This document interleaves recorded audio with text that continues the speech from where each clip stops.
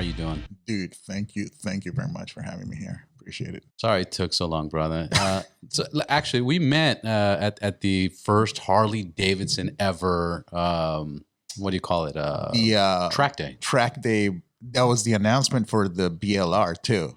That they were going to launch the BLR. Yeah. Remember that? That's so fucking exciting. That's fun, man. It's fun. It was fun being there, man. It was fun ripping the track with you guys. I know you smoked me a couple times, but I mean, I was a novice. I was just having fun. No. So was I. I mean, it was. I think all of us were just like, oh my god, this is what this to race. This is the way to race.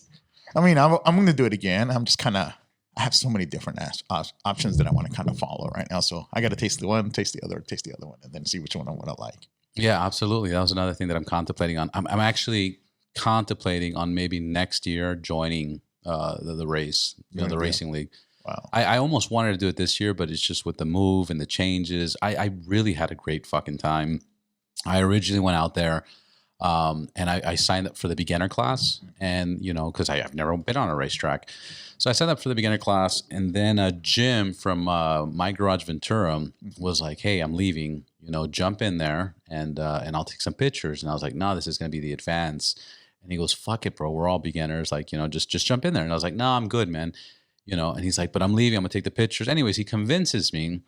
He basically calls me a chicken. I'm like, "I'm not no fucking chicken," That's the best way to do it. And originally, I didn't want to jump in because I know there is some pros there, and I didn't want to hold them back.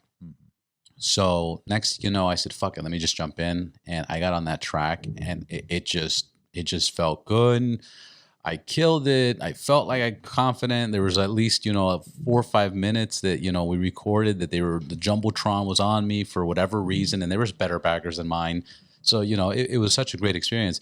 But again, there's just too much going on this year that I can't build the bike good enough for the track, because what these guys are doing is fucking insane. Yeah, no, you saw those things. I mean, lightweight materials, raising up those bags. Oh yes, high suspension. Fucking, they got 128 kits, 130 kits, chain drives. My bars were fucking too wide. I mean, there's just too much going on. But I think, if possible and feasible, that's something I want to do next year.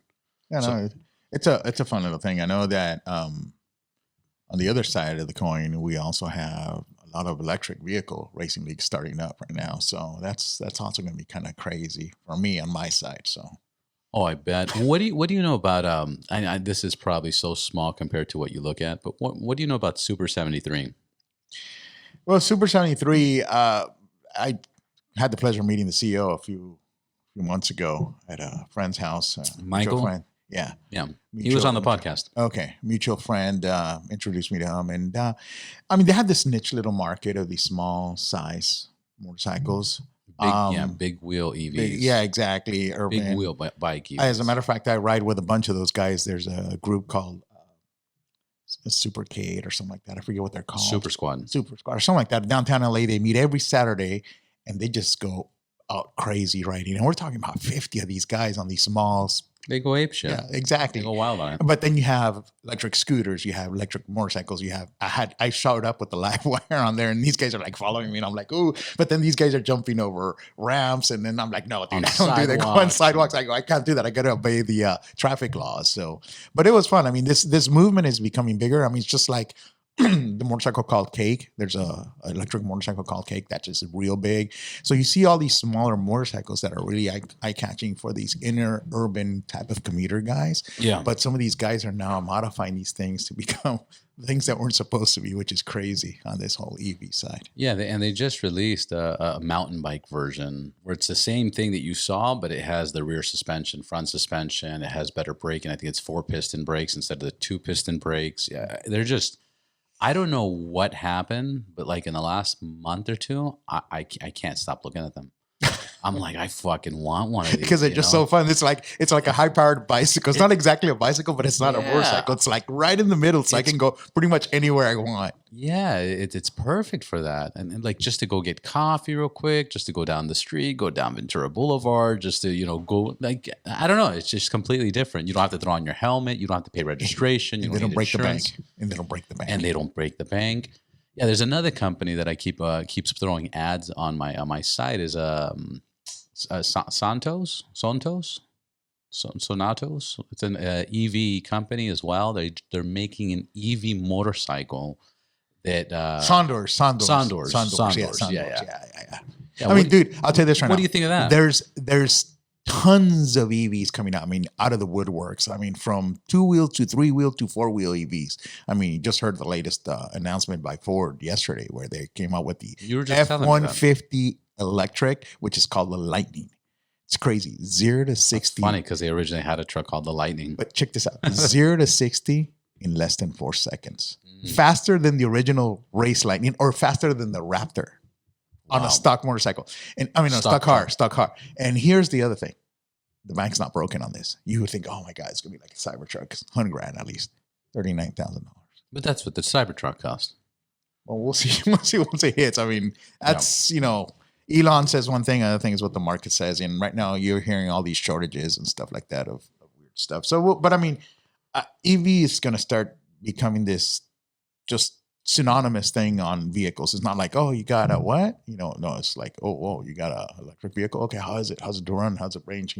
All the typical questions. People are becoming more educated as they see more and more mainstream players like, the Fords of the world, the Porsches of the world, the Audis of the world coming out with products that you and I are going to want. Desirable. Yeah, the Audi e-tron looks amazing. It's a gorgeous car, man. And the Panamera, my God, not the Panamera, the Cayenne. Yeah. Oh my God, it's there's some really nice cars that are now being converted to the electric platform. The Taycan, which is the flagship EV car from Porsche, that thing outperforms the current Tesla. I mean, and yeah, it's a Porsche, but when you sit on it, you know why you're paying that money, because it's why is EV? I gotta say, which we'll talk about the live wire. Mm-hmm. I gotta say, when it comes to EV, except for Harley Davidson, it's pretty affordable. Like it's fair price. I haven't seen nothing ridiculous. Like, oh my God, that's way too much money. Are you talking on the 2-wheel side or on the 4-wheel? It doesn't matter. Well, because I seen like you look at the e-tron. I saw the Audi e-tron. They had a lease promo, $549 or something. Yeah, I mean, because it's Audi exactly electric vehicle. Get out of here. True. I mean, on the lease side, you're finding a bunch of low price or good deals because they want to get that into the consumer's hands, into the consumer's grasp, so they can then get them addicted to that. Because once you go electric, I'll tell you this right now, it's hard to go back. Yeah, I made that jump back in 2013 when I bought my first Nissan Leaf, and I enjoyed not having to go to a gas station. I enjoyed going to my destination, plugging in, coming back home, plugging in, and forgetting about gas. That was the best sensation. I mean, I got pissed off when I had to stop at a gas station. And the only reason why I stopped at a gas station is to take a piss or buy a beer. That was the only reason why I would do that. Ever since then I upgraded to the Teslas. Once the Tesla became an affordable car, I jumped into a Model S early on. And then from that moment on, I just been EV 100%. Now the next logical step for me would be either a sports car or a family sedan or a truck, which are the 3 cars that are coming out right now. You have the Tesla Roadster, you have the Lucid Air, or you have the Ford F-150 or the Rivian truck, which are about to hit market in the next 2 years at the most. So then the choice is a lot easier. So you're not stuck with one particular brand at one given time, like Tesla. I love Tesla. Don't get me wrong, I'm a Tesla fan, but at the same time, when you have other people now offering different things that Tesla's not offering, you start going, maybe I should look at these guys now. Yeah. So those are the things you're starting to see now. Now, to answer your question, why are they expensive? Well, I'm not saying they're expensive. They're affordable. How are they becoming affordable? Well, now you have economies of scale. You have a larger demand, even though it's a small segment of the overall vehicle sales, whether it's a motorcycle, which is a real small sliver, or a vehicle sale or a car sale. Now you're getting more and more people interested. And now obviously the demand is higher. Costing of raw materials for this product, you have higher demand for batteries, which means they can forecast more production, which means that they can get lower pricing. There's other factors into play. I mean, the basic thought that crossed my mind was motors are expensive. That whole system that putting in the motor, all the parts that are included in building a motor, it costs a lot more than building, 4 separate motors into, the tires, and that's it. Well, that in itself is part of what you think the cost is. But like I said, once again, it's just getting cheaper to make these cars. The technology, it's like, when you buy, like I tell everybody, when you buy an electric vehicle, you're buying a laptop on wheels. Right. That's pretty much it. That's the only difference. You got a screen, yes. You got battery, yes. All you have different now is wheels and the motor. Just add it to that, which is being controlled by the same CPU that's controlling everything else. So as you get more people and more people adopting this, they're going to get more of these things from different suppliers. Therefore, the pricing are going to go down. I got a question. You have a Tesla now, right? Yes. How was the buying experience? And what I mean by that, like usually you buy a car, you go to a car dealership and you speak to a salesperson and you speak to the finance manager and then you go and you do paperwork and then you head out.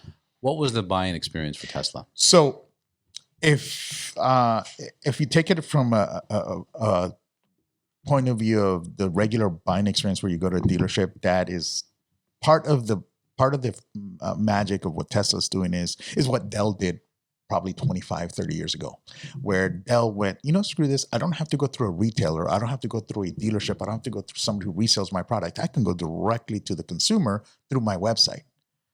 Right. Okay. So Elon and his people did the same model. They said, you know what? Yes, we're going to have service centers and dealerships for people to kind of taste their product. But if they really want to order, they just go to the website, choose a color, choose a trim, choose this, choose that, choose that, boom. And then just in time manufacturing starts building the car. So when they're ordering something on my site, the car's not ready. The car's going to be ready in a couple of weeks. And then we keep them updated on how the car's going through our assembly line. And then we send them an email saying, hey, your car's going to be delivered to such and such dealership of ours, such and such state. So you can go out and pick it up and take it out. That's the buying experience. Unlike a dealership where you go out there, you feel, you smell, taste the car, you get to drive it. Yes, you can do that with Tesla. You probably have one of their floor demos. You go out for a test drive, but you're not going to be able to take that car unless you've already pre-ordered it. But most of the times, is the dealer demos for you to get kind of enticed and hooked. And once you're hooked, the next thing is they'll go to the website for you and they'll fill out all the information. Boom, boom. They'll put all the details of what you want your car to look like, feel like, and smell like. And then, a few weeks later, I remember when I bought mine, they were promising a 4-week delivery time from the moment you ordered. So that was the buying experience. And then when you got there, it was like, okay, I'm here to pick up my car. And they had this welcome sign, welcome Diego to the Tesla family. And they would have you in this glass closed area where a guy would walk you around the car, sit you down, show you how the whole system worked. Obviously, like I said, it's a computer on 2 wheels. Yeah. So they would teach you how to use it and how to roll out and how to do this. And if you had any issues, the customer service was supreme. And then you walked out, everybody's taking pictures and clapping. And you're like, whoa, I feel like a rock star. Yeah. That was a time. But vibe, I have not bought a Tesla in the last 5 years. But, that was the experience that I got when I bought my Tesla, which was they used to call it the Tesla delivery experience, as a matter of fact, because it was just this whole rock star like atmosphere that you got. You would go out there with your umbrella and your mug, said Tesla, and a little black bag. You're like, whoa, this is pretty cool. Good. You feel, I just got a car that, the 0 to 60 in less than 4 seconds. And, I don't have to charge up and I get unlimited free charging on this Model S that I have. God, what can be wrong with this? And, everybody looks at this and, oh my God, you drive a Tesla. Now you do that. And when I bought my first Tesla, people are going like, you got a what? A Tesla what? And I was like, oh, you drive a Tesla? Yeah, it's an old one, but it's still a Tesla, dude. It's still Tesla. Yeah. So, it's fun. So now that whole atmosphere is kind of disrupting the rest of the industry because this guy, he developed a product, under the premise of getting a Lotus converted to a working electric vehicle, which is what his first Tesla was. And then he said, from that moment on, once the proof of concept was done and people wanted this, I'm now going to build my own sexy looking electric vehicle. Because at that time, any other electric vehicle looked nasty. I mean, it was ugly. Right. People didn't want to buy them. But as soon as he came out with that Model S and he put those performance specs on it, and then he started making performance versions, people started kind of looking out. Then people were asking, okay, what about the charging situation? Don't worry about the charging situation. I'm going to build this network called the supercharger network. And anybody at any time can charge up for free at the time. Yeah. That's pretty much gone now. I'm also going to build my own battery capacity, my own battery factory, so I don't have to rely on Samsung or LG, whoever else to provide my battery pack. So this guy kind of grabbed the whole supply chain and grabbed it by the neck. And now he negotiates directly with the utility provider saying, hey, I got a supercharger station. I got the biggest network in the world. Give me a good price. So that's why you're able to get, if you don't have free unlimited supercharging on Tesla, you get really low rates because this guy negotiates like crazy for you. Well, so what are the rates? Like let's say I don't know anything about EV. I buy a car. What am I spending to charge it? So basically, just to give you an idea, a Tesla So the way you fill up a car is by kilowatt hour. You know, how many kilowatts it takes to fill up that battery. Right. Normally, a Tesla battery pack is 100 kilowatts. So you're normally paying on a Tesla between 10 to 12 to 14 to 18 cents a kilowatt hour. So it takes, you know, a good $8 or $10 to fill up a Tesla at a charging station if you're paying under the Tesla pricing. Right. If you would go to another network, just like we have gas stations like Union 76, Shell, and all these there's different companies now like Electrify America, ChargePoint, EVgo, which are now infrastructure or energy providers for cars that you're going to start seeing popping up. And if you haven't already, you'll see them at Walmart's, at, you know, anywhere where there's a parking lot and they're able to get a concession, they'll throw down a few chargers in there. Now, I have a lot of questions about these chargers. These chargers that I see, like in Santa Monica in the parking lots and everything else, you still got to pay for that. Yeah, so how does that work? So those are the third party networks, right? That I'm telling you that are not Tesla. Those are you would download an app that is part of that network. So let's say it's Electrify America, and the story in Electrify America is interesting because they started because of the whole diesel debacle from VW. Interesting. So the billions of dollars that they had to pay, well, the U.S. government gave it to individuals to start this company called Electrify America. So they came out of Dieselgate is what they call that. So you open up an account with that network, download their app, open up an account, and obviously when you download the app and open up the account, you got to back it up with a credit card.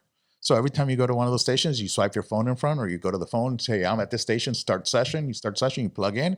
And then after you're done, it says your session cost you $8, $12, $14. It automatically debits it from your account. Or sometimes they prepay your account $30, $40, and then it just starts kind of consuming. Once you get to a certain level, it replenishes it. Interesting. But for each of these charger stations, for each brand, you got to have Yeah. It's just like when you have a debit card for, you know, mobile, debit card for Union 76. So something similar, but not as analog, more digital now. There are some companies that are trying to kind of conglomerate all that. And so you just have one account and kind of funnels it off to different ones, but that's still not a standard yet. And that hooks up to your Apple Pay? That'll hook up to your Apple Pay or to your PayPal account. Exactly. You can make some money off of that. I mean, save some money and not make money. Save money off of that. And watch the tapping on the table because everybody hears that boom, boom, and click, click, click. Okay. So the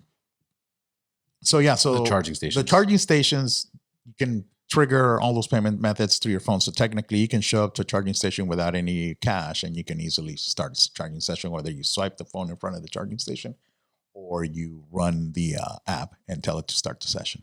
So it's really simple. They're making it easy now. So it's not a procedure where it's complicated. Tesla has even made it easier because it's tied to your Tesla account. And if you have unlimited free supercharge, just pull up to a charger station. The charger station already knows you're there without even letting letting them know, because he has this neural network running where each car is communicating all the time to this cloud connector. And this cloud is telling every station where you're kind of driving by. So it says, hey, Diego's driving by the Ventura station. Diego just drove by the Ventura station, so he didn't stop by. Oh, Diego's now driving by the Thousand Oaks station. Oh, he pulled in. Okay, we know he's expected. So when he plugs in, that connection time is less than 10 seconds by the time you get off. So he does that because he controls the whole ecosystem. Other charging networks, they have to kind of negotiate this whole transactional first. And then once you're negotiated, that's when you start flowing juices. So it can take you upwards of 35, 40 seconds. You know, there's still a lot of quirks being kind of addressed by it. They're doing now the method similar to Tesla where you pull up and, you know, just kind of swipe it, basically just plug in it. Car talks to the charging network and it says, hey, this is Diego's car. Okay, I'm going to start charging and I'll charge his account. Whoa. But those are the things that are kind of being worked on as we speak. Yeah. So then the plug is the same plug as for your Tesla, for your motorcycle? No. So because you have a live one. Tesla, since they were the first boys doing something at this scale, they created their own standard. You know, they created the Tesla plug, the Tesla charging network, which is only proprietary to Tesla. And the plug is proprietary to Tesla.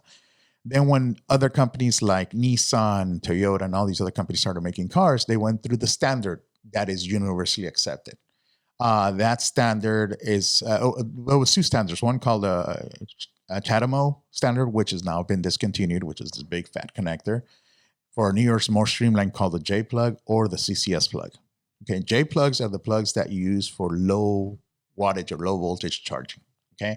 A J plug is what a plug-in hybrid comes in with because it has a small battery pack. It doesn't need to have such a big jolt of electricity, and it charges up in 45 to an hour. So That's one of the plugs. The next plug is the CCS plug, which is also a universal standard. You know, Audi's, Harley Davidson, Ford, everybody uses this. It's called the CCS combo plug. These are different plugs. And then once again, it's a standard. All these electrification stations have them. Just go plug in, open up the app, tell them you're going to charge, plug it into your car, and it works.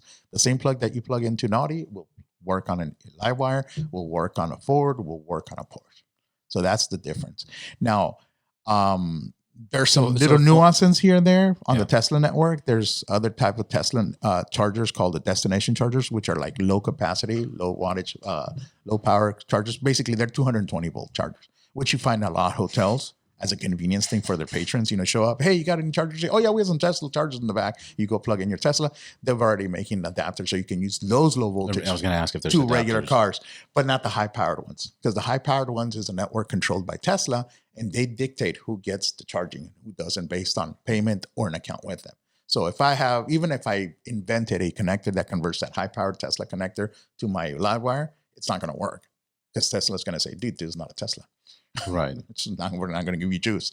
So that's how it works. So there's different standards out there right now, but Tesla's kind of the odd man out because they're the biggest. They created the industry, but everybody else is adhering to the regular industry standards. Now, did they create the industry, or they were the biggest to be successful? Because wasn't there the Fisker Karma? Well, yeah, the Fisker Karma was around the same time period, and the Fisker Karma was weren't they like borderline? Like there was Tesla, and there was Fisker Karma, and one of them needed an investor, and whoever gets the investor, it was it's not only an investor. Because Elon Musk didn't make Tesla. Actually, no, Elon Musk was not the funder. It was two guys, Everhart and forget the other guy's name. They were both ex Silicon Valley, startup guys, high tech entrepreneurs. They used to make reading tablets or something like that. It was crazy. He came in as an investor. When they were creating the company, they said, we need investors. He bought into the vision. And, there's a big story about, how they were ousted out and Elon took over the whole thing. But the current vision of Tesla as it is, it's all Elon, Right. Those guys started it. They had a certain vision. They had certain things that they wanted to do, but they never were able to execute until Elon came over and says, okay, now I'm going to execute now. What he did, it was a big gamble. There was a point in time, he even said it, there was a point in time that he was ready to liquidate everything he had because he just couldn't afford to keep this thing open. It just one more day, and he was able to scrounge them up. And now, they're the most valuable car company in the world right now, based on capitalization. But and that's recent. But mind you, they're turning a profit not because they're selling cars. They're turning a profit because they're selling Bitcoin. They're selling energy credits. That's how they're making their money. Right now, they're not making money on cars. As far as I know, they've never turned a profit on cars yet. Yeah, because I know some big investors, and they were, especially back in 2016, 2017, they were saying what Elon Musk was doing was a joke. Not one investor got their money back. Don't invest. He's crazy. This was from a real extreme, investor point of view. They thought he was a fraud. 100% they thought it was a fraud. Obviously, the believers and people in EV vehicles are like, oh, this guy is, Yeah, it's because the next Messiah. He's the next Messiah. He's a disruptor. And now I'm like, oh man, Elon Musk is the best. Like I actually want to I'm missing a poster, and I want to get an Elon Musk poster where he's just smoking the fucking weed. Yeah, exactly. And that's what's cool about it. The Neuralink, the SpaceX. I lose my shit with fucking everything. Did you hear the spec of the latest sports car he's going to come out with in a couple of years? The Roadster? The one that's going to hover? Yeah. 0 to 60 in 1.1 seconds. Yeah. Dude, you're going to have to wear a spacesuit. It's going to hover. You're going to have to wear a spacesuit. Yeah, exactly. It's going to have thrusters. 4 to 6 feet. And it's going to hover straight for, I think he said 90 seconds or something like that. Like, what the fuck? How do you stop something like that, dude? That's a question. You got no brakes. I don't know. Retro thrusters. Yeah, and he's just making it as an extra feature, like a little, what do you call it? One of the Easter eggs. Exactly. Hey, you have an Easter egg. It fucking flies off the ground. And that's the beauty about his technology is that you buy a car with certain features. Did you buy the flamethrower? No, I didn't buy the flamethrower. I bought the tequila. You bought the tequila? Was that legit? Yeah, it was a tequila. Yeah, tequila. How many did he make? I don't know.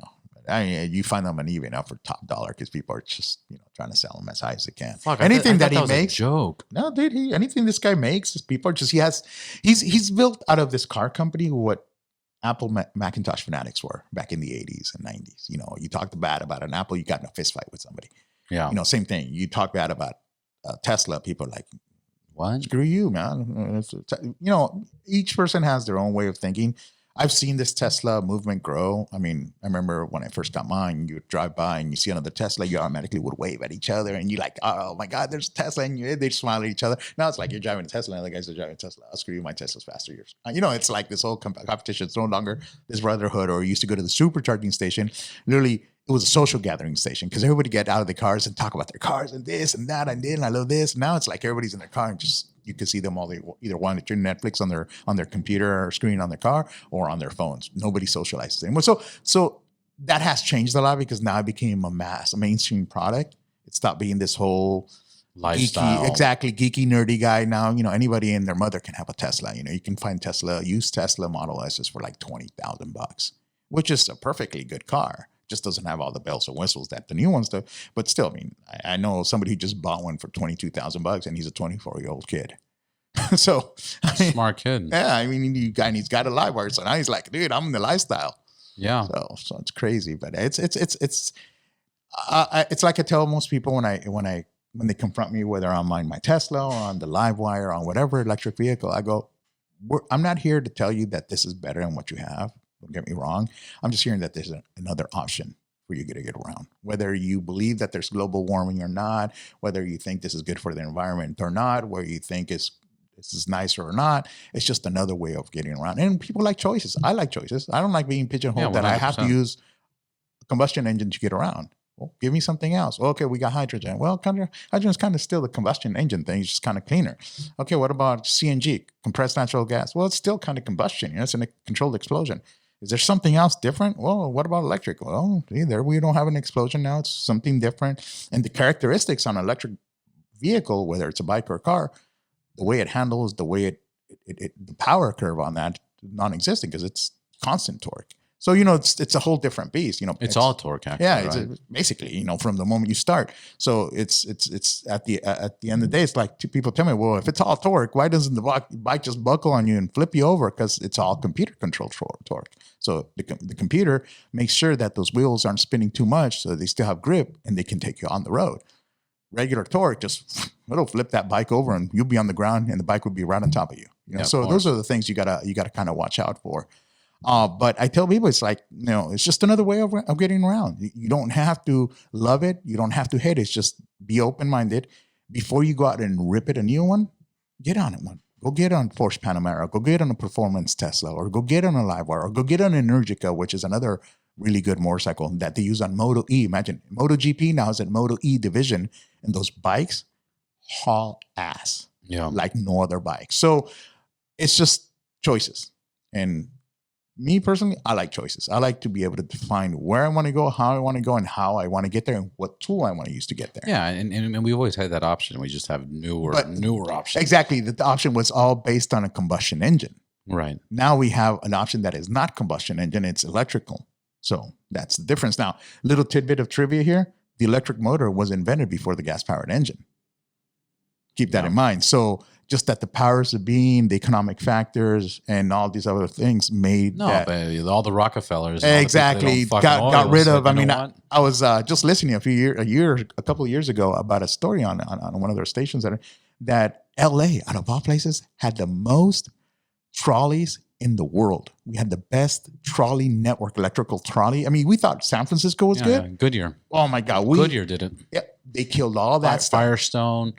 What is it? Firestone Tires, the tire company. Yeah, they killed all that stuff, and then they came over, killed it, got rid of all that, and then just bought buses, and everybody get on buses and gasoline. Yeah. The other part about Los Angeles was built around the car. You know, cities like New York, Chicago, Boston, those cities existed before the car even existed, and that's why there's small, narrow, streets, and you can walk and get everywhere, et cetera, et cetera, et cetera. But Los Angeles, the car already existed. So when they were making the city itself, they were like, okay, let's make 2-3 lane fucking roads. Let's do bigger blocks. Let's separate the houses. And this is why you need a car anywhere you go in LA. You can't just cross the street. We don't have a pretty decent. And then our public transportation is shit because perfect example, Chandler. There used to be a nice trolley busway. Well, in 1997, I think around that time, they said, hey, let's take out the train tracks. Let's take out trains. This is bad technology. And they put buses, Yeah. like regular gas powered buses.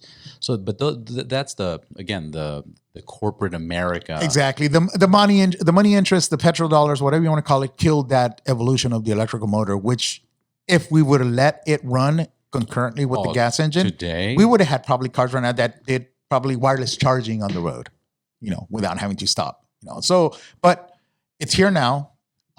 It's not a fad, which is what a lot of people seem to think. Oh, it's just a fad. No, dude, it's not going anywhere. A fad is when the government mandates it, they make a car and then they destroy it, like the EV1 from GM, back 30 years ago. Now it's being made, it's being mass produced. You got big boys in town, Harley Davidson on the two-wheel front just said, you know what, we're going to do it, because every other motorcycle manufacturer was making bikes were small startups. Now you have 1-800-pound gorilla saying, hey, this is what we want to lead in, and we want to make it the most desirable brand in the world. And part of our branding strategy is electrification, which is a big part of it, just like Ford is doing now, and everybody else that I've mentioned is doing it. So it's going to be interesting few years. I think you and I were going to see some nice changes. Oh, we're going to see stuff. Now, what were you telling me about Livewire? You're telling me Livewire is not Harley Davidson, and it's not Harley Davidson Livewire anymore. It's Livewire. So a part of after many years of Harley Davidson having issues, financial issues when it comes to declining sales, declining market share, and all that stuff. They brought in a new CEO. This was sometime last year. He came in. He was a part of the board, the chairman of the board, if I'm not mistaken. And he came in as the new CEO, and he cleaned up house, and he set up some strategies. One called the hardwire, and the other one called the rewire. And basically, the rewire was, let's clean up unproductive units. Let's kill products that are never we don't think it's going to be. Let's get more streamlined. Let's get more efficient. Let's become a good, optimized running company. Once I do that, I'm going to bring in the necessary team players to kind of help me grow in the brands and in the markets that we think we see opportunities in, that we can exploit, and build our brand once again and make it the most desirable brand in the world for motorcycles. And so he did that. And just as a matter of fact, 2 days ago, I looked at my stock. It went from back in March of last year, beginning of COVID, $13. It's up at $51 now. That's amazing. Come on.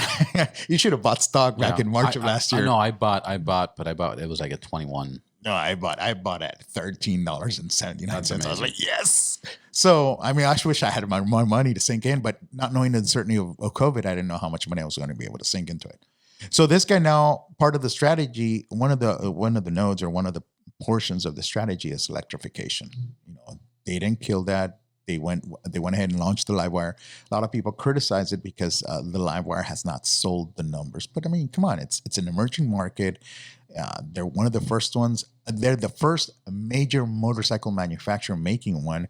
There are some other ones, but they're small startups. They don't have the networks. They don't have the trajectory these guys do have. But he launched this product. I was lucky enough to get one of the first one of the first 50 bikes in the world. As a matter of fact, I had number 42, and it was your first one. Livewire. Yeah, my Livewire, my first Livewire, because I've already had two. So my first Livewire was number 42 in the world, and out of the first 500, which were called First Strike bikes. The First Strike bikes came with this placard signed by the CEO and a special emblem that you would put on your gas tank saying that this is First Strike number such and such out of 500. It was perfectly, if anything, these will become the collector bikes, right? Right. So I bought number 42 and I started doing my thing on it, posting about it on social media and talking about it, evangelizing EV, how much I like EV. I mean, the only thing I needed was the next logical thing was for me was getting an EV motorcycle. And as soon as Harley came out with one, because I'm a brand loyal guy, that was the first thing I did. Could I have gotten a Zero? Yes. Could have gotten an Energica? I looked at them, but they weren't Harleys. Yeah. When I pull in with my bike and I have a Zero guy next to me in Energica, everybody gravitates to the Livewire and then they go, oh, wow, look at that nice one. Look at that. Yeah, there's another one there. Exactly. What are that? What's that? Oh, what's that? Oh, that's the Italian bike. Oh, what's an American startup here from the US? But that's the Harley Livewire. Oh my God, is it quick? They start asking all the questions. And it's pretty darn cool when you have that power attraction because of the bar and shield. Right. Nothing else pulls that harder. Now, when you buy a Harley, like anything else, you're buying a lifestyle. Yes, can you get a cheaper electric bike? Yes. Is it Harley? No. Just like you can And get a lot you cheaper. can get a lot cheaper, A lot bikes. cheaper, Yeah, yeah. you can get a Honda, you can get a Yamaha that does the same thing, but It's not a Harley. It's not a Harley. And in the Yamaha and the Honda guys would bag on Harleys because they constantly break down, they're underpowered, blah blah blah. But it's always this tug of war. But at the end of the day, you're buying is a lifestyle, and Harley Davidson not only makes motorcycles, they sell a lifestyle, and the lifestyle is associated with the branding, the clothing, that everything else that you is the lifestyle.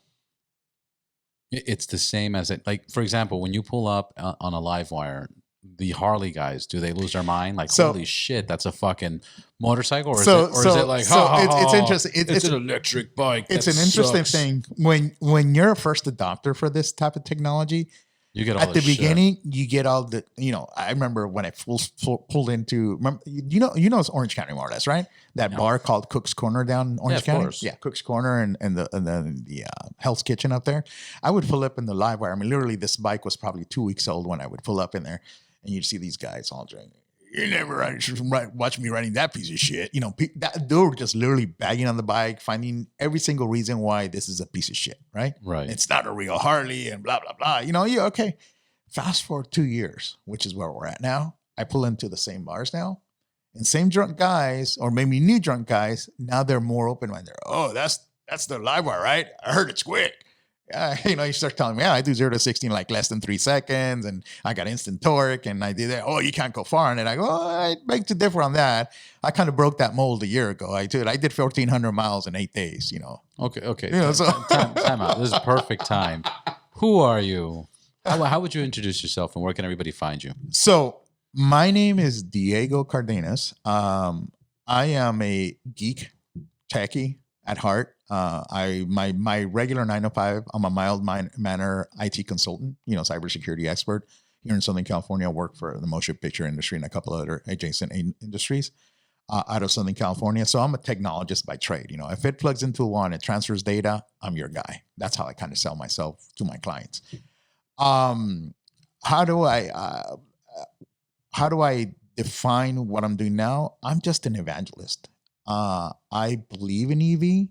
I believe in the benefits that it has. I believe that there's we're parasites in this planet, and whether we like it or not, we're damaging it.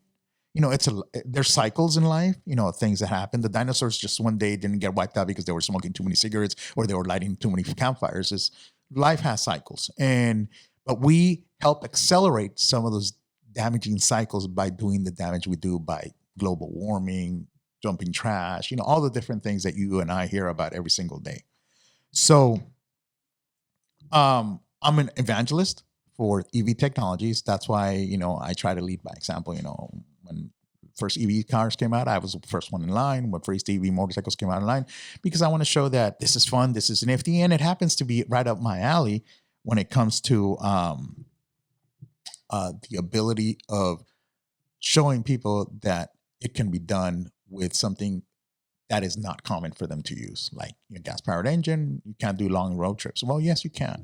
Or gas-powered engine is the only car that can do 0 to 60 in 7 seconds or 4 seconds or 3 seconds. No, my Tesla, my everyday driver does 0 to 60 in 4.2 seconds, and I don't have to break the bank. So I'm an early adopter, evangelist of what I like. And it kind of goes in line to what I've always done in my life, because I've been a techie or a technologist, is that, like I told you, an EV car or an EV motorcycle, it's just a laptop with wheels.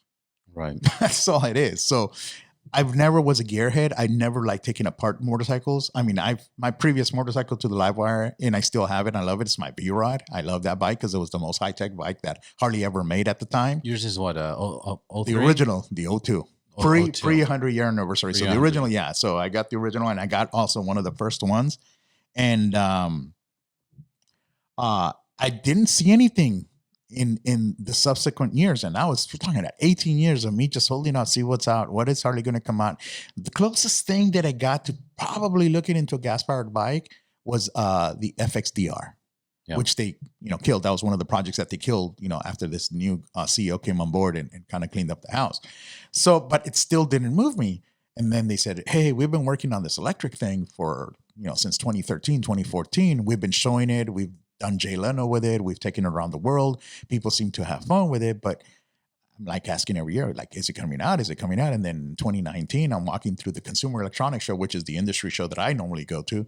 And I see Harley Davidson booth in here. I'm like, what's going on in here? So I walk in there and I'm like, they're sharing in there with Panasonic. I'm like, Panasonic, Harley Davidson. I look and there's the bike right there. I'm like, The live wire. the live wire, like pre-production model. I'm like, that's not the one I've been seeing for the past 6 years. Tell me that this is going to be it. He goes, yep, it's coming out for sale in, September of next year, which is 2019. And I'm like, here's my credit card. Take my money. I'm like, can I take this one? That's right here to stand. He's like, he goes, no, this is just a demo. I said, okay, fine. So after that, I was just waiting for them to start shipping. And I like all the dealerships, we got an order. And some of the dealerships were putting up these not ridiculous markups on the bike. Like, dude, this is a bike that if you sell 3 in a quarter, you're lucky. So don't mark it up. Just try to get people to accept it and buy it. And our mutual friend, Matt Laidlaw, happened to have one. I was driving by the dealership. I stopped by. He had 2 of them, 2 black ones sitting in his showroom floor. I said, dude, sell me one. He goes, yeah, you can take that one. Here it is. Close the deal. Love at first sight, man. I was like, dude, once I got on that thing, my V-Rod doesn't see as much traffic anymore as it used to. That thing is so fun to ride up and down traffic. I still haven't ridden one. Dude, I got one out there. You want to go ride it? Matt Laidlaw keeps telling me, like, come by, man. Just take it out for a fucking spin. I still haven't taken it out for a spin. That thing is just... I can do no justice explaining to you what it is to ride EV. The only way you can really explain it to yourself is by sitting on one and riding one. I can say, yeah, it's instant torque. Okay. But one thing is me saying it, and another thing is you feeling it. They go, it's like a Tesla. I go, not quite. A Tesla, you're cocooned inside a closed environment, isolated from the environment. So you don't have the smells, the wind, the sound. On an electric motorcycle, all those elements are in your face. You feel the torque on every single pore of your body. You feel that your teeth go from here to the back of your neck. No other thing does that. So tell me, you feel, so this is what torque does, instant torque on these electric vehicles that you have. Now, the Livewire is not the most powerful electric motorcycle out there right now. There's other bikes that are more powerful, but for an urban commuter bike, you saw me racing out of the Bagger League, and there's a little video section. Somebody took a video of me coming out of that last curve on the starting line or finish line. Me and the Bagger just get head to head, and all of a sudden he floors it. I floor it, but I leave him like if he's standing still. He had to downshift to be able to kind of get some. By the time he downshifted and gassed up, I was already 3 bikes ahead of him.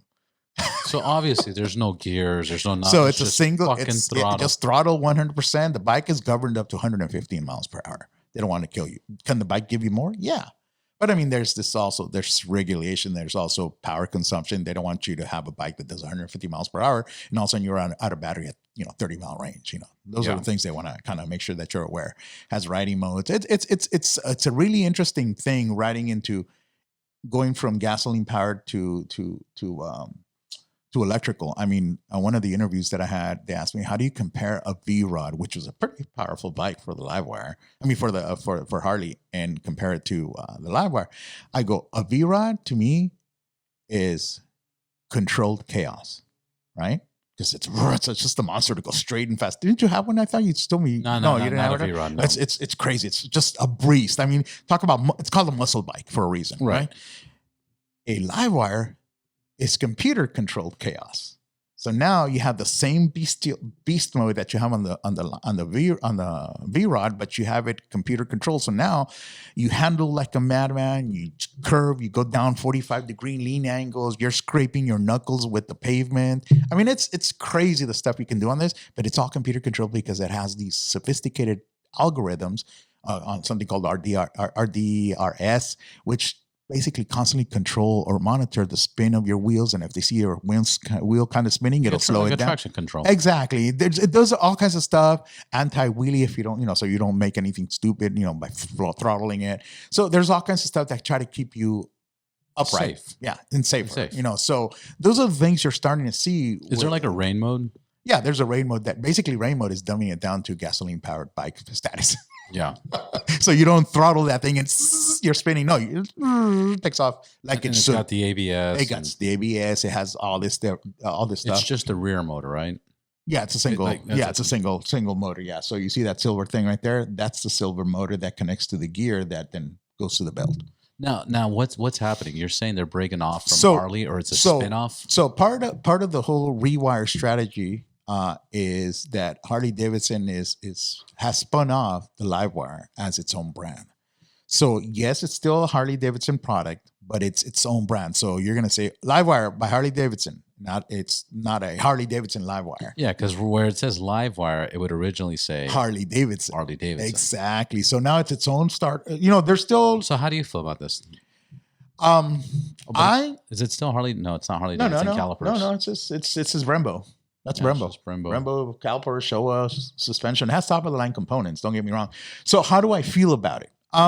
I think it's an Because you were opportunity. just talking about a lifestyle and the brand. Yeah, and but that I whole remember, experience, but it's still deep inside. It was engineered, designed by Harley engineers.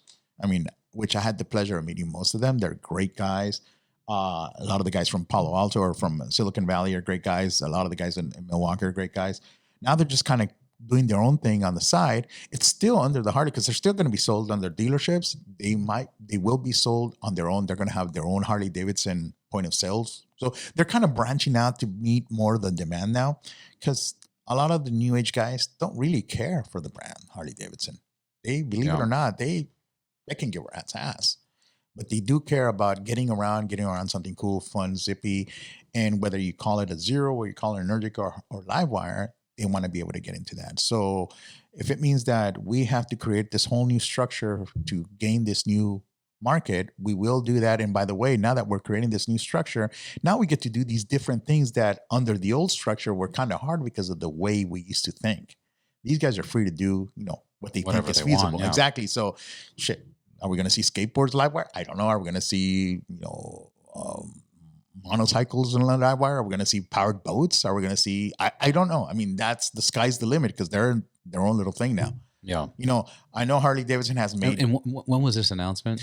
This was announced 4 weeks ago. This was. So this is brand new. So it's a Because brand. there's nothing on the site actually. Now that I think No. This is right now. This is just a dummy set right now that they have up and running. Like- Get in there and they'll send you information about what's going on as from email. But the and this full is website. the new logo. That's the new logo. Officially, it's going to launch July 7th.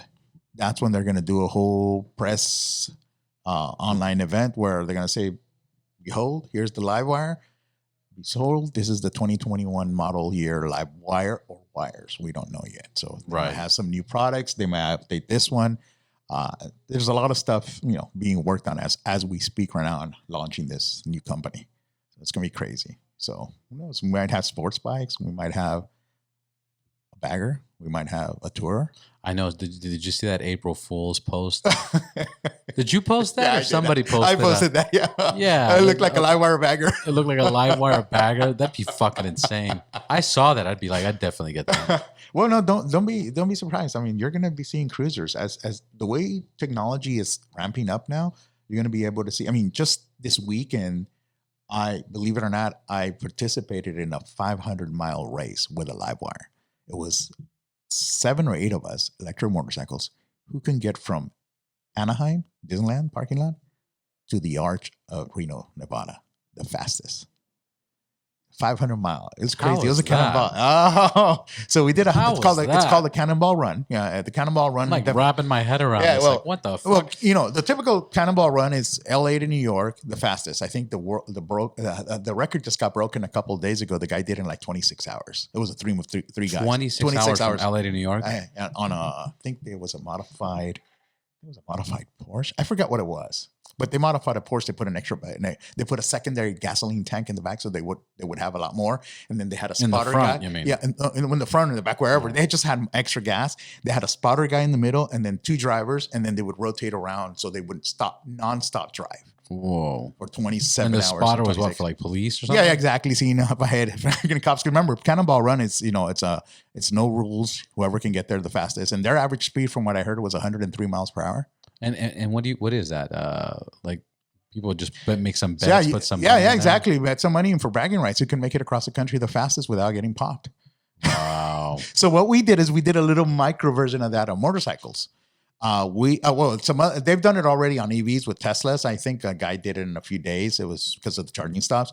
But we decided on doing our own little version of the Cannonball Run. We did the first annual Cannonball Run, which was me and 3 other guys who can get from Ontario, California to Las Vegas, the quickest. And it took me like 5 hours and 45 minutes. The fastest guy was like a little bit over 4 hours. It was insane. And that's including charge stops. Now, explain to there's me no way exactly to do it on one charge. No. So the range is not there yet. So basically, to explain to people what the gist of a Cannonball is applied to EV.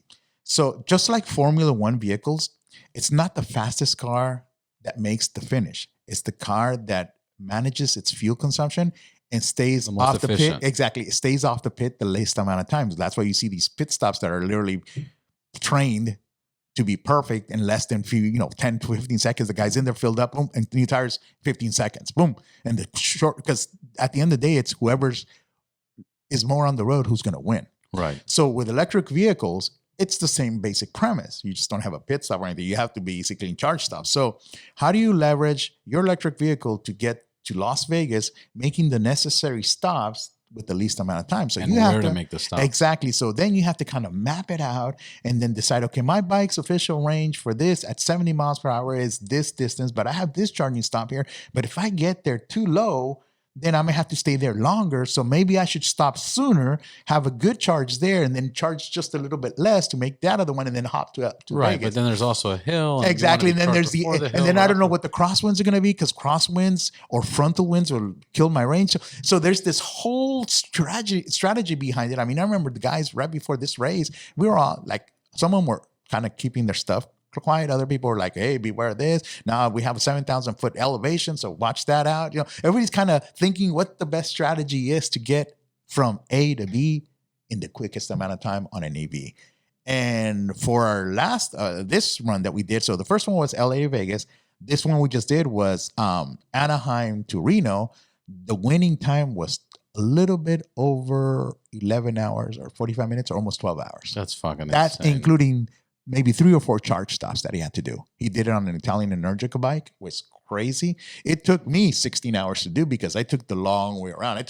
I went through this safe approach. Fucking calculation, you went the long way around? Well, there's another reason why I did it. I mean, I got a bigger ride coming up in the next couple of weeks, and I'm testing out a bunch of new hardware modifications I did on my LiveWire, because my LiveWire is, believe it or not, I don't know if you saw the movie Long Way Up. Did you hear? You know who Ian McGregor is? Yeah, of course. So Ian McGregor and Charlie Borman. They had like $100,000, $200,000 fucking LiveWire. Well, yeah, exactly. So the one-offs basically. So basically, these guys are known for doing these crazy adventure rides around the world, right? And a few years ago, they wanted to do Long Way Up, which was basically their current installment of their Long Way series, and they wanted to do something from South America all the way to USA. And they were approached by Harley Davidson, said, hey, why don't you try it on a LiveWire? They said, well, it wasn't really our plan to do that, but we would need bikes that are kind of off-roady like, right? Because we're not going to be going through freeways all the time. We're going to be going through whoever knows what. So they gave basically Harley Davidson within weeks, just a few weeks to grab stock LiveWires, production LiveWires, modified them to be adventure bikes. Right. And they did that. They grabbed a lot of the stuff from the current Pan America, suspension, tires, and a bunch of other stuff, raced them up. Swing arms. Everything. Yeah, they did all kinds of stuff. They changed everything. Yeah, they changed the bike, and they're pretty expensive bikes, but they were able to show that they were able to grab from Patagonia, Argentina, which is the furthest most south part of South America.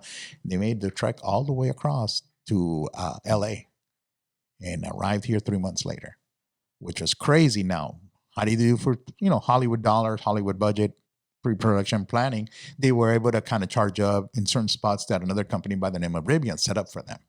So they were able to charge up and eventually made it, and showing that electric vehicles, are able to make it. Now, what's the learning lesson here? And this is another one of the side stories that I give people, is back in the early 1900s when the gas-powered engine was, when the gas-powered engine was starting to be developed and mass marketed to everybody else on vehicles, whatever you want to call it, the number one reigning king was either horse and buggy or steam-powered, right? So when these guys came over with these engines going, hey, we got these engines you can put on your buggies and you can make them faster, people go, I'm not going to be able to go anywhere. Where am I going to get gasoline? I can't even make it to the next town. Yeah. But once the infrastructure was laid out, as we know it today, where there's gas stations pretty much every block and a half away, that problem went away.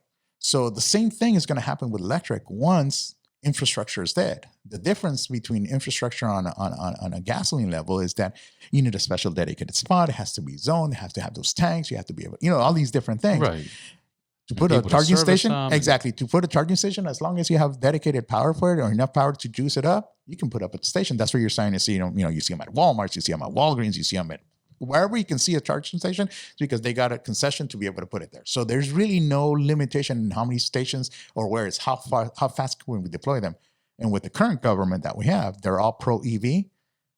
They want to deploy as much EV infrastructure charging as possible, which means that you'll be able to go anywhere you want on any motorcycle you want at any time you want in the next couple, in a few years, because there's going to be enough infrastructure, which is the limitation. What's going to happen? Because they said 2035, all combustion engines have to be off the road. Well, at least in or California, they can't be produced. Yeah, can't be made. Yeah, so you can still own one. You can probably bring one. You can probably bring one from out of state. But here in California, they're going to do like a buyback program or something, maybe. I don't know. I think they're going to say, sorry, California, you can only buy electric vehicles. If you need to buy an F-150 gasoline, you're going to have to go, across the state to Nevada and bring it in and register it here. And probably they'll make it an uphill battle to register. But and they're probably going to charge a lot more money. Oh yeah, dude. I'll tell you this right now. Just to get an idea, my little 2014 Tesla that I have, which registration tags should technically be for 2014 cars should be what, a couple $100, $200, $300. Yeah, I'm paying $1,000 almost. You're paying $1,000 for registration on my car, which is a 2014 because it's electric. That's fucked up. What about the Livewire? Well, that's the story. I haven't paid a single registration fee yet because the second one that I have, remember I told you the first one is number 42. The second one that I have is number 7. So one day here, let me tell you. So here's the story. Yeah, I want to hear after the story. So one day I'm taking my bike in. So let's go back another story. Did you steal that bike? No, well, no. So last year, as COVID was rampaging through the world, I turned 50. I was my 50th birthday on June 30th. Man. Thank you very much. I appreciate it. I was my 50th birthday. I wanted to throw a big party because obviously it's half a century. You want to do, but you can't because no social gatherings. Yeah. You would get in trouble. I wanted to fly somewhere. I originally was going to fly to Spain, to a region called Cardenas, Spain, which is what my ancestral home is. And I couldn't because obviously Spain was in lockdown. There's major quarantines going on. And I told my wife, God, it was going to suck for my 50th. She goes, well, let's do something local. So I'm like, maybe we should do something crazy. She goes, what? I've already had EV road tripping experience with my Tesla. I already did LA to New York in the past. And it was a fun trip. It wasn't bad. You do your charging stops. You're there. You're driving for a couple hundred miles, 200-300 miles. You charge for an hour. That's basically cars charging. You're also recharging yourself, stretching yourself. So it's okay. It's not bad. Like forces brakes on you. Exactly. Forces those brakes on you. So you're enjoying more the trip for the sake of the road trip instead of getting to the final destination, which is the reason why I road trip. So I told her, I go, if you're down, I want to do Mexico to Canada on the Livewire. She goes, what? I go, yeah, I want to do it from Mexico to Canada on the Livewire. I already did the calculations. I looked at the map. I see that the 5 freeway here in California is called the West Coast Green Highway. She goes, there's enough charging infrastructure to take the Livewire based on its limited range from charging station to charging station from different vendors. So if one charging station is not there from one vendor, I probably have another one within a mile or two. If I plan it right, I think we can do Canada. And that would be pretty monumental for my 50th. And that would make me a happy guy. She goes, okay, let's do it. So I shot it out to my contacts at Harley Davidson because being one of the first owners of the Livewire and being the social media guy that I have like the biggest following and all that stuff because I've been doing so much with it since day one, I kind of shot it out to them. Hey guys, I'm planning on doing this. Just FYI. All of a sudden, I get their PR people, their marketing people, their business development people calling, hey, what are you going to do? Are you ready? You think you can deliver? I'm like, it's just for my birthday. I just wanted to do a little ride. And all of a sudden, this became the spectacle. And I took off. They announced it on their social media feeds that this guy, Diego Cardenas with Livewire, is going to go across the states. We wish him luck. And all of a sudden, I started gathering people just following me. And every single stop, I would do a little live video broadcast. Check in. Yeah. Hey, guys, everything's great. I'm here in San Isidro. I'm about to take off. My next stop is going to be somewhere North San Diego County. I'm going to charge there. And I'll let you guys know how it goes. And literally, I had people all the way in Pakistan and India watching me. It was crazy. I get people find me putting likes on my stuff. It was crazy because they were following the adventure with me. They wanted to see if I could pull this off. If you can make it. And I would be the first person in the history of Harley Davidson on their electric division to do such a feat, to go across a continent, which basically across the country. So 25 stops later, 8 days later, on June 30th, I put my foot in Canada saying I made it. And it was my birthday that day. Obviously, Canada didn't let me go across because they were with the lockdowns. They were only letting essential traffic going across. Fuck. They told me, even if you try. But you got a foot somewhere. Yeah, I got my foot in there. But I got pictures of the Canadian border. You know, it was and my wife brought this little cake and we cut it right in this beautiful park. Your wife brought a cake? What do you mean? Yeah, she bought it at one of my rest stops, you know, and then she had bought it. Fuck, that's dedication. No. She bought a fucking cake. Oh, no, there's a picture of me. If you go to my Facebook page and she rode with you? Oh, she's always been my spotter vehicle. Right. She's also a road tripping girl. I've never road tripped before. I mean, I never cared to road trip on a motorcycle or a car until I married her. Because her family was used to road tripping back in Colombia, where I'm from. They go up and down the country, left and right, you know, to other countries and stuff like that. So she's a road tripper. It takes a different type of person to get in a car for X amount of days and just go at it, you know? 100%. You know, so, and she likes the stuff. And my little daughter's been a road tripper since she was born. So she knows that as long as I have an iPad and as long as I have some sort of sleeping situation, no problem. So she follows me on a spotter vehicle with a trailer. And since I was the first person doing this, I didn't know if I was going to be stranded in the middle of Death Valley at 123 degrees temperature because the bike overheated. I had no idea this was going to happen. So she followed me and I was just go from charging station. We do during this time, it was just me trying to get there. We would do some sightseeing. We would meet the locals. We would go to the local museum. So we made an adventure out of the adventure. Yeah, make sense? Of course. So it was real fun. We made it 8 days later. At the last charging station, she sends me to Walmart to buy something. Oh, you need to go buy something. I just rode, 1,400 miles. You send me to Walmart now? Yeah, just go. She then decked out that whole charging. And there's a picture of me saying happy birthday and it's all confettied out and balloons all over the place. And she goes, happy birthday. When I came back, I'm like, oh, great. And that's one of the pictures that kind of made me famous. This guy's at the last charging stop in Washington before going across the border, which is pretty nice, feeling. So I did a total of 1,405 miles in around 8 days. I could have done it sooner, but we had some issues and Matt, I detailed it all out. My wife passed out in the middle of the desert. I lost my keys. It was crazy. Oh no. So with the support that I had you lost your the key, the bike is a keyless entry bike. Right. So you have to have a proximity of your fob next to your bike to start. So I'll make this story short. So we're in the middle of Death Valley, around that Redding, California. Redding? Yeah, Redding, California. We're in the desert. And all of a sudden, I'm looking at because I normally carry my phone with my maps, but I also keep analog copies of everything, paper printouts of what I'm going to do, what my next stop is, just in case something fails on the technology side. And all of a sudden, I hear a thump on the ground. I'm like, I look back behind the car and I see, whoa, my wife's on the floor, passed out. I'm like, whoa.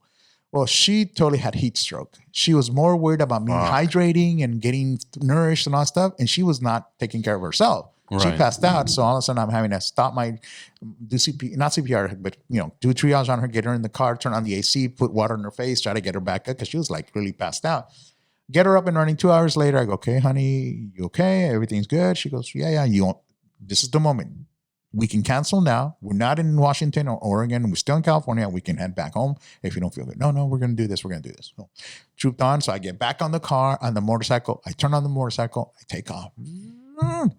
Do my next 89-mile trek to my next charging station.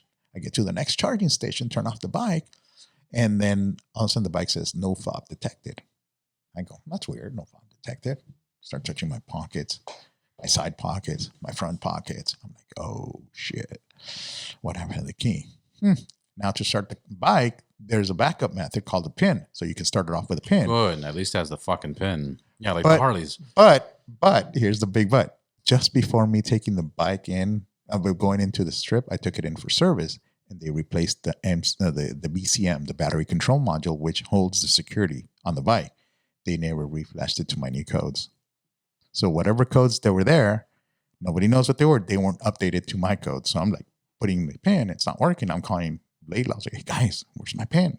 Oh, it should be this.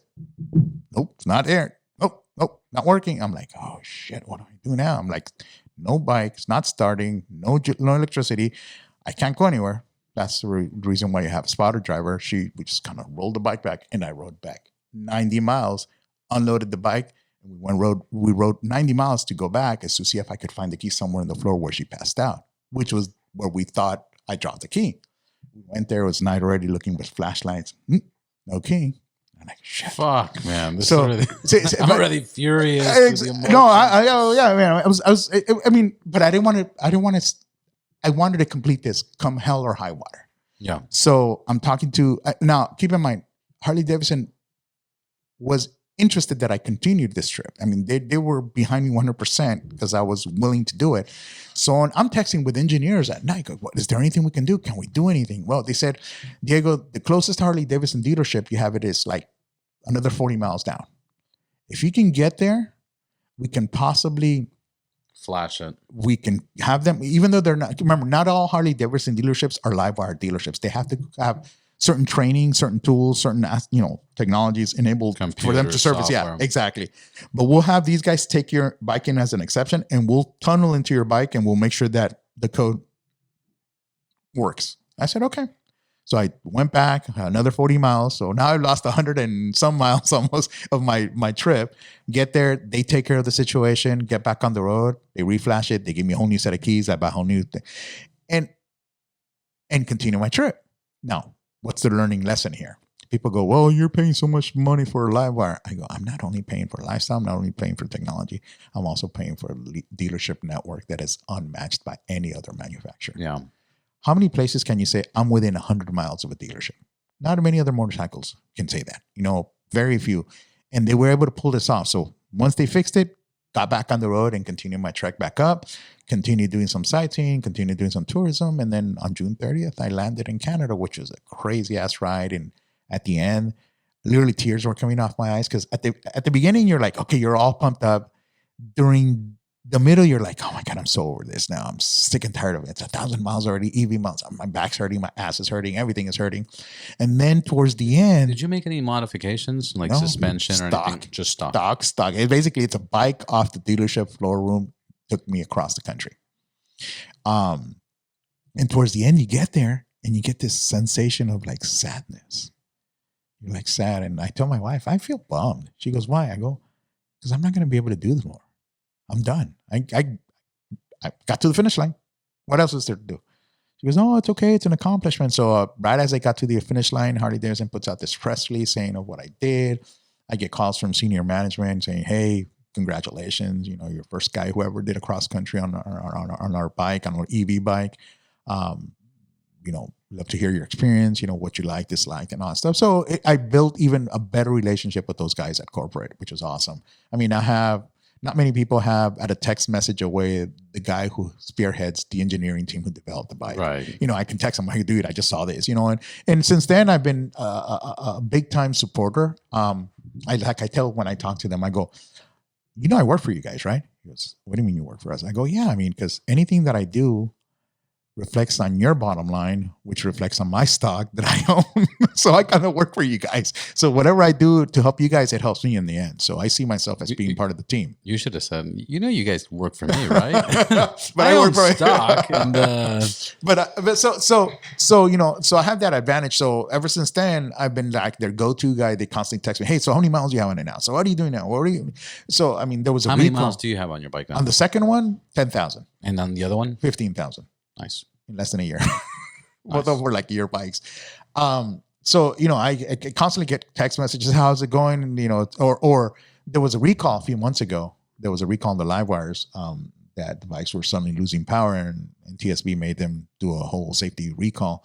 And I helped on finding that issue because I was experiencing that issue and they would ask me technical questions, and being a techie and IT guy that I am, I was able to kind of give them the data that they needed. Yeah, and then eventually properly. Yeah, exactly. Instead of guessing. Once I got it over to the dealership for them to service it, they were able to determine, they dissected the hardware, they took into the software code, and then ended up determining that it was a software bug. So basically the bug was that when the battery control module would lose track of the battery status or how the battery was doing, it would not respond to it. The battery control module thought, oh shit, something was catastrophically wrong went here. So it severed connection, which meant that if you're at 80 miles per hour and that connection got lost, you would lose power. It's not fun doing 80 miles per hour, losing power on the freeway. It's even scary. Exactly. So that happened to me a couple of times. We were able to find out the issue, and all of a sudden they found the software bug, and they were able to, flash all the bikes that had been sold year to that date. So thank God, I'm not only, a user, I also want to make sure that the product is solid, that you believe in it. Exactly. And I'm supporting 100%. Do me a favor.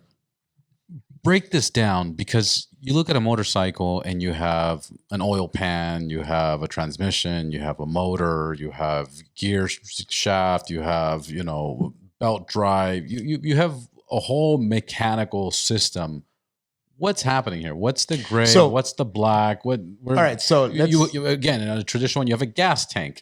so let's start off with the gas tank. So up on top where it says Livewire, it's a cover for the electronics that are controlling all the bike's functions. So you have the BCM battery control module and all these key components that kind of make this system work as a system. That's the brain? That's the brain. Okay. So in front of that, you have a little display, and you can't see it here, where you have your LCD where you see your tach and all, and not your tach here, your speedometer and all the different riding modes that you have. Now, why would you have a tach? No, you don't have a tach. I mean, it's speedometer. Okay. It's a speedometer. So you would your instrument cluster. I mean, you can the motor still spins. It still has RPMs. Yeah, it's just that they're insane RPMs. No, even the Sanders had like a speed and tach, and I was like, why do they have a tach? But I'm guessing that's just whatever. Yeah. Okay.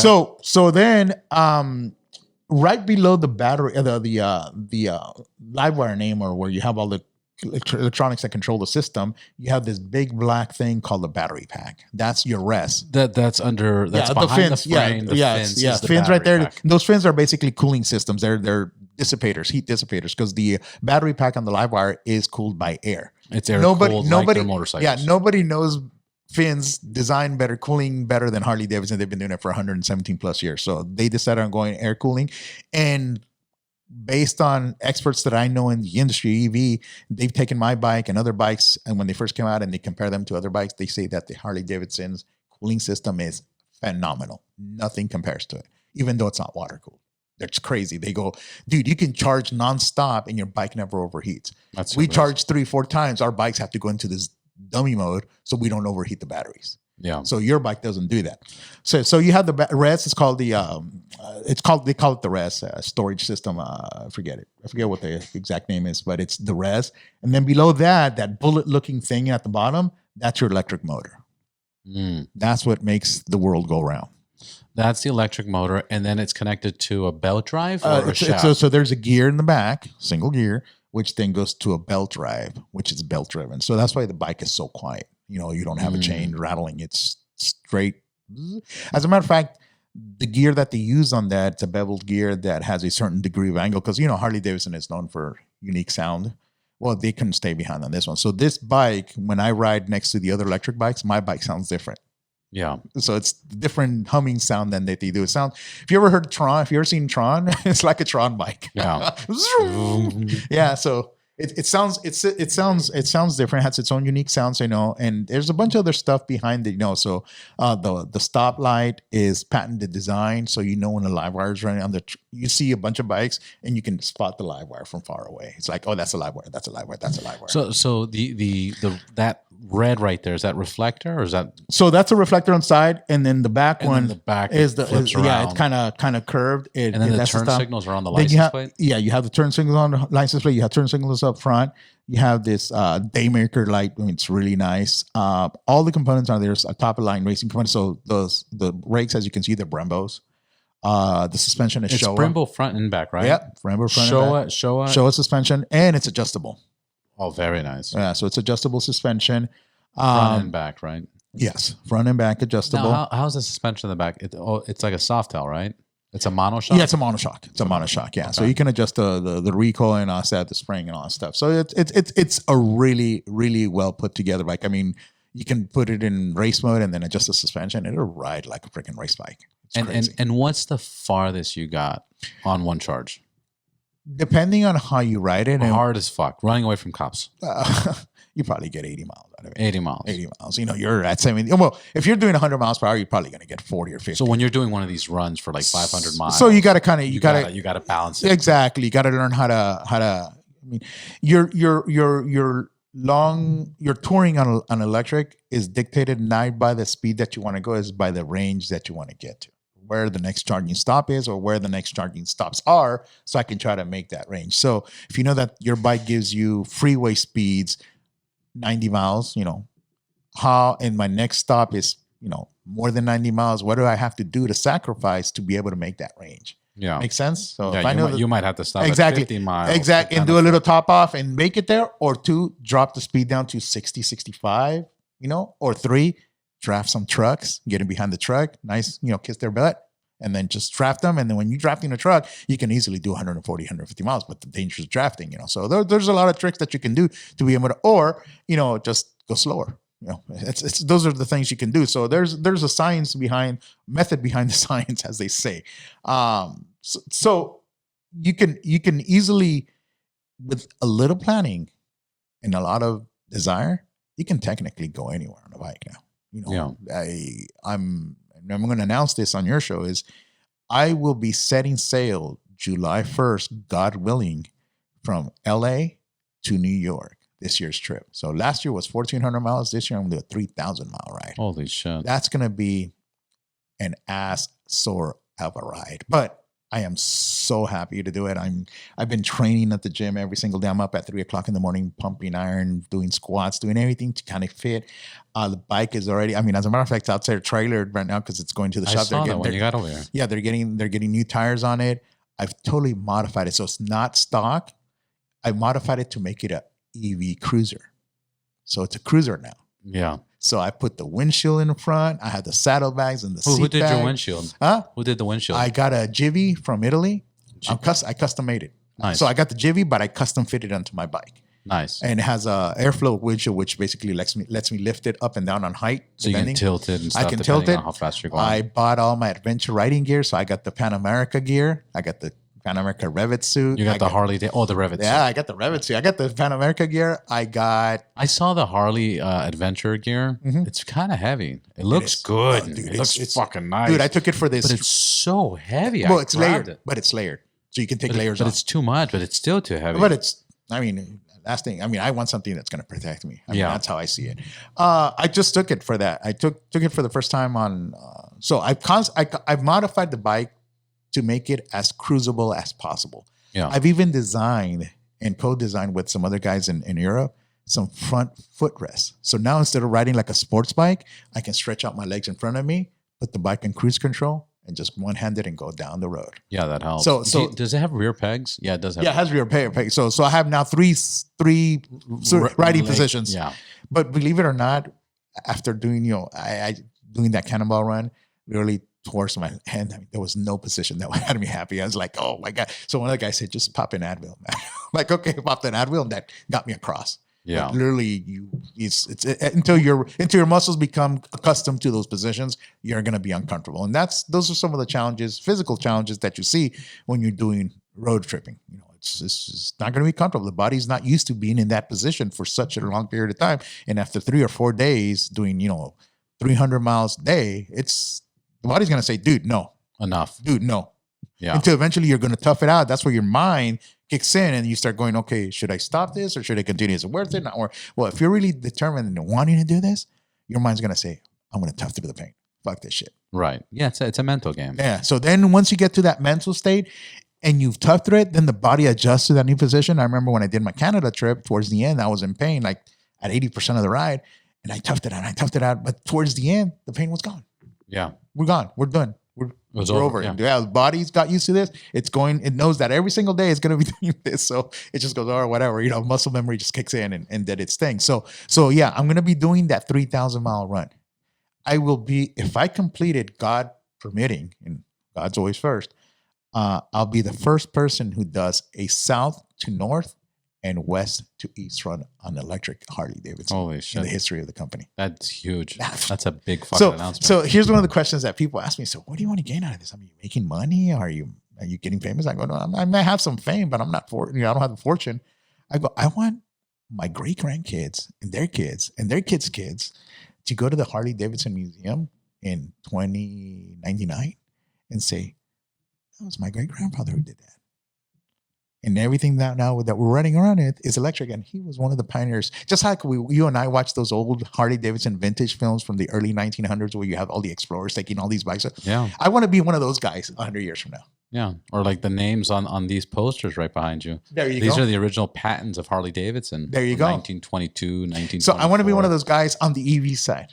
I want to leave my mark in history saying that this guy was crazy enough to grab this thing called the live wire, and he went across the country on it by Harley Davidson. Now, am I the first EV guy doing it? No, there's been other bikes. Zero, there's one guy who's one of my mentors, his name is Ben Rynch. He's kind of mentored me and tell me what to do and what not to do for my first ride. So now I'm in that elite group of EV riders who can say we've done something out of EV consultants. Yeah, so we're like there's probably 5 or 6 of us who have really pushed EV to the limit. And I'm the guy for the live wire, and the other guys have done it on Zeros and a couple other bikes. Yeah, Zero's been around for a long time. Yeah, they've been around for. That's actually the only EV bike I've ridden, and I rode that in 2010, right when they started. Yeah. So I mean, they're great bikes. They just don't have the charging capabilities that the live wire has. So, but yeah, it's nice to be in such an elite club. People look at you, oh, Diego, we know Diego. Or when I pull up to a live wire dealership, let's say when I pulled into Reno. They go, dude, you're Diego. I go, yeah, I read your story on blah, blah, blah, blah. I'm like, oh, thank you. So you feel like a movie star and stuff, but my goal is to show that it can be done. Yeah.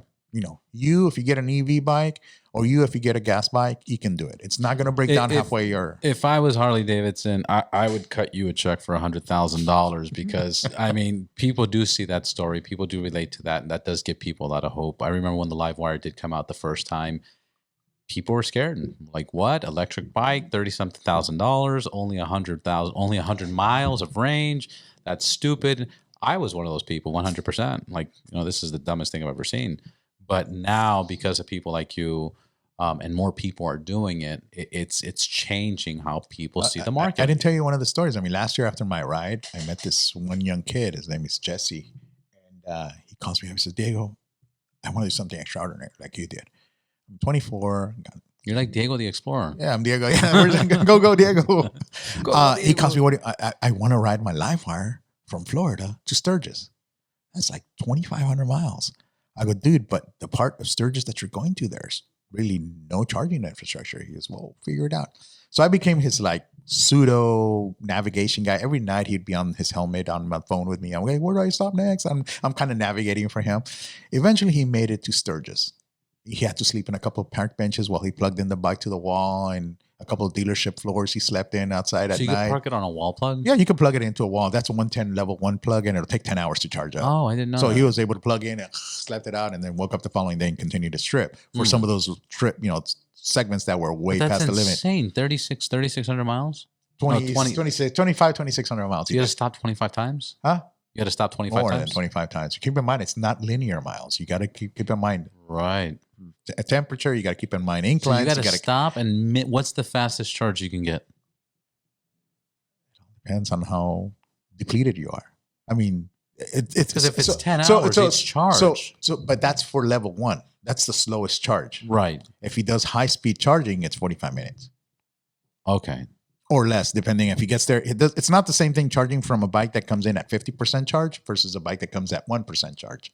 See the difference? Yeah, and you only charge enough to get to your next station. You don't charge 100%. If I know that my next station is 70 miles away, why do I need to charge at 100%? I just go up to 80%. Save time. Because the name of the game is to save time. Right. Have enough to buffer just in case you get to the station, it's not working or something's broken. But at the same time, you want to be able to get there. So I motivate this person to do this run. So I'm helping him out. He gets to Sturgis, right? Right. And he decides on entering the drag races against all the modified Buells, the modified Harleys, all the drag bikes. I'm like, dude, you're stupid. You're crazy. No, I can do it. So I call up one of our other live wire riders. He's an ex-racer, and he has a live wire. I go, dude, can you give this kid a call and give him pointers of what. He's never been. He doesn't know what a tree was. That's how novice of a kid this was. He goes, give him some pointers on how to do it and how to get the bike ready. Okay, the kid gets up there and he starts drag racing all these bikes. Guess who won the freaking drag strip races last year at Sturgis? He did. He took the Jesse. Jesse. He took it. That's fucking insane. Drove 2,500 miles on an electric bike, got on the races, and beat the shit out of everybody. They even told him at the end, we're going to disqualify you if you don't make it slower. Yeah. And you see on his last race, he kind of lets go of the throttle. You see the light go on so the other guy can catch up, and then he floated. That's fucking crazy. Yeah. But that's amazing because of people like him, people like you, you know, in the next 5 years, nobody's going to have to deal with those inconveniences. Batteries are going to be better. They're obviously going to put more chargers in more places. You guys are getting the worst of it now. Yeah. So the future riders don't have to deal with this shit. And what we're trying to do is we're trying to, like what you were saying, you know, the gas, you know, back in the days, there wasn't gas, you know, every you have to go to the local corner store at every single town and get a can, fill up your car, and go to the next town. And if the next town was past your range, you're screwed. You have to get 2 cans in. Yeah, because that's how it works. You watch Easy Riders, and you're like, man, they had a little peanut tank, and that peanut tank, you know, was what, 2 gallons or something like that. And then they had this fucked up. Well, I guess the CCs were a little bit lower, but you start looking about this trauma of how far and you know where's a gas station. First of all, where is a gas station if there is a gas station? So the key for this is for this mass adoption is you know it goes hand in hand. You know, getting the pricing of the stuff cheaper, getting more manufacturing on it, but also getting the infrastructure. Once you have all those points kind of pointing at the same place and going at the same direction, then the sky's the limit. Because how many did they sell last year? Those numbers are tight-lipped. They're Harley Davidson numbers, but the first 1,000 bikes were probably sold. I remember when I was because the first 500 bikes had that First Strike emblem. And every single person who got a First Strike bike, they would go to my Facebook page and sign up saying, hey, I got First Strike number 455, 456. So around, I would say March, April 2019 is when they hit the 500 bikes. Now, once again, it's not linear growth. I'm seeing more and more people join my Facebook group and my Instagram, following me, telling me that they have live wires. So if I would take a WAG, and you know what a WAG is, wild ass guess. Yeah. I would say it's probably around 2,500 to 2,000 bikes worldwide now, you know, which is not a lot in the scheme of motorcycles. I mean, but remember, it's a niche market. It's very small. So they are claiming that they're the #1 sold motorcycle in the world. You know, other companies heckle at that going, yeah, whatever. But at the same time, you know, for Harley Davidson, for each one of Harley Davidson's dealership to sell one live wire every quarter pretty much outsells everybody else. So those numbers can be debated, but the only real numbers are known by them. I mean, really, my guess is 2,000 to 2,500 bikes worldwide. But that number is growing exponentially now. Every single day, I get somebody. Oh, I just got one. I'm thinking about getting one. You know, so I'm seeing more and more adoption, not as their primary bike, as the second bike. I'm seeing a lot more women riding them, and new novice people are now looking into them that can afford them. You know, so they're going, okay, I'm going to get a motorcycle. I like the live wire, you know, just because it's cool, it's different. So you're seeing a whole different demographic. It's not the baby boomer, the baby boomer. You know, he's not buying that bike, not even as a second bike. I have a few older guys. I'm probably one of the older ones, and I'm 50. I'll be 51 this year. So I would say the median age is a lot younger than me. So it's a whole new market. That's what Harley's trying to do. Is trying to get into this new segment of upcoming people who. I can tell most guys, I go, you know, the ones that especially heckle your bike, I go, yeah, you know, see me riding this piece of shit. But at the same time, I go, dude, they don't care. You're going to die in a few years. They want the new guy behind you. They want your grandkids or your kids who be riding this. They don't care about you. You can still buy the Heritage Softails and you can buy the Ultra Glide and Electric Glide all day long, but they're not banking on you. If they bank on you, they're going to be bankrupt in 20 years. Right. So they got to build the future. And that's what they're doing right now. So. That's fucking crazy. Diego, we did an hour and a half. Please let people know. I appreciate for all the information. And we're going to follow up again once you get, maybe we'll follow up before you do your trip or when you get back from your trip. So July 1st is when I plan on doing the cross country. And where are you announcing this and where can people subscribe and follow you? So easiest way to follow who I am is if you type the word Diego on Google and type Livewire, you'll probably find hundreds of articles written about my cross country.